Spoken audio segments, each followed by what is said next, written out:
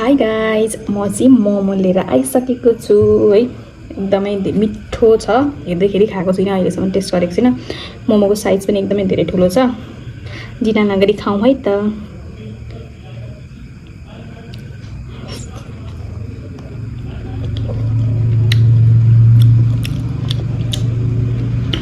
दामी भएको छ गाइज, अचार पनि दामी भएको छ। मैले रेसिपी हालिदिएको छु, तपाईँहरू यसरी बनाएर खान सक्नुहुन्छ।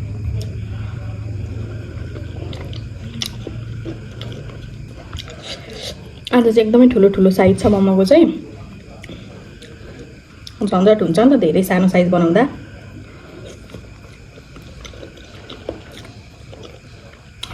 दुईचोटि लाग्छ खानालाई।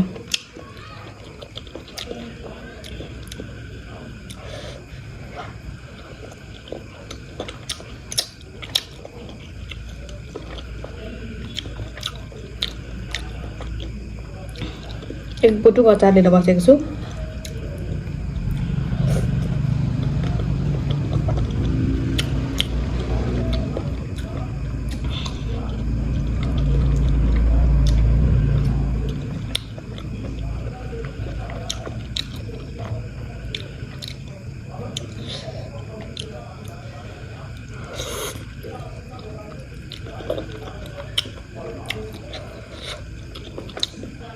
मजाले पाकेको छ।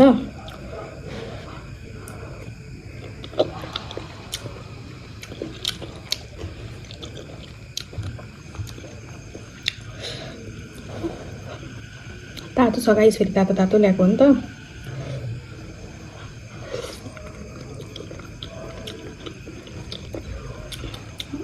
होटलको मोमोहरू त म एक गाँसमै खाइदिन्छु गाइस, तर यो चाहिँ घरको भएर ठुलो भएर 2 गाँस लाग्छ।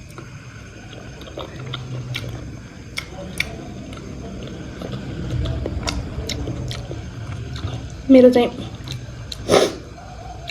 संसारको सबैभन्दा प्रिय कुरा, खानेकुरा मध्येमा पर्छ है मोमो चाहिँ।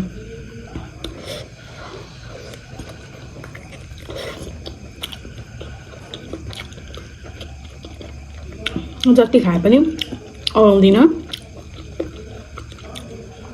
खाउँ लागिरहेको छ।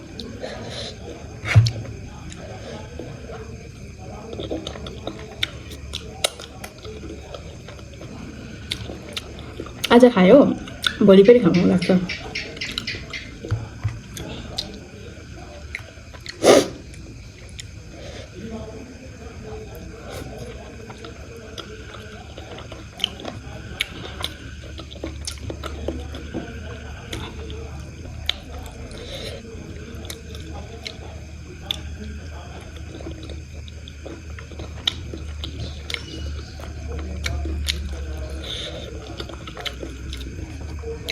मोमो चाहिँ सेलाएपछि मिठो हुँदैन, त्यही भएर तातो खाइहाल्नुपर्छ।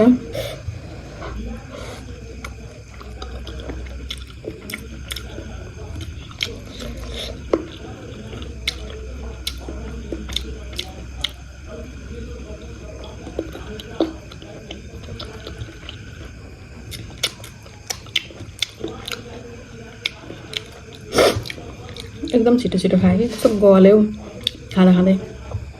तपाईँलाई यस्तो हुन्छ हुँदैन?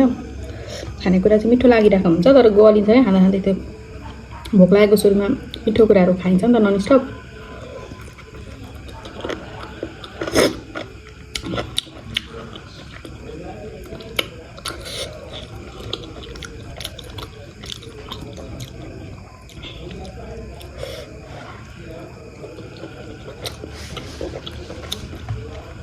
खसीको मासुसँग खाना अनि विङ्सहरू होइन, स्पाइसी विङ्स अनि momo all time favourite guys. जति खाए पनि खाउँ लाग्ने। के होला त्यस्तो भनिदिनु होला मलाई कमेन्ट गरेर। वेट बढेको बढै छ, खाना छोड्दिनँ।